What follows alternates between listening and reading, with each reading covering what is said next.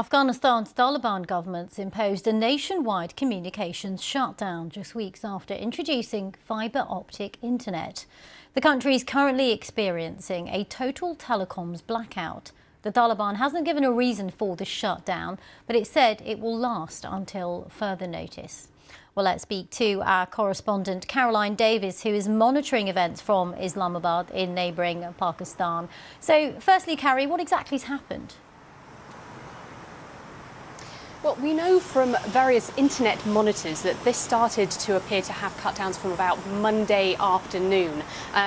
Sites like net blocks that monitor internet usage and internet access, so that they saw things gradually weaken, then shut down pretty much entirely in Afghanistan. Now, this has been building up over the course of this month. Earlier, from about the middle of September, there had been bans and then subsequent cuts in different provinces around Afghanistan. But this one in particular is also affecting mobile phone networks as well as the internet too. And why has this all happened? Do we know?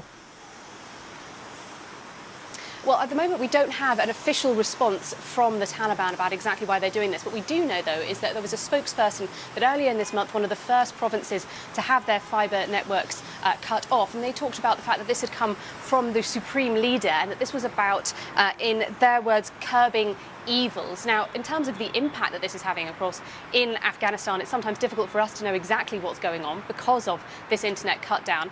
This is obviously happening inside the country, but also inability to be able to communicate to the outside world as well. Now, what we do know is that even when some of these cuts were happening in other provinces, there were already concerns about the impact that this would have on things like businesses, on banking, on aviation, on people sending money into the country as well as internal communications too. And we can see things like the flight monitoring site Flight Radar has shown that there are flight cancellations. We've also heard through our BBC team of other people experiencing flight cancellations coming into the country. But one other big thing, Reggie, you need to remember is that, of course, in Afghanistan, girls and women over the age of 12 cannot study at school. We have spoken to at least one woman, but women who are using the internet to try to get some form of further education beyond that age as well. And one woman that our team spoke to talked about the fact that since this cut down has happened, she feels that that dream of being able to continue to get an education and potentially even an online job has been stopped altogether too. So lots of ramifications and a huge impact on this. What comes next?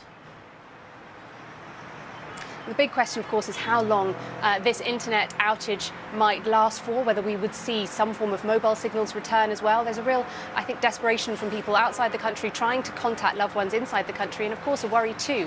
A lot of Afghan families that are outside the country are sending money and remittances in to Afghanistan as well. And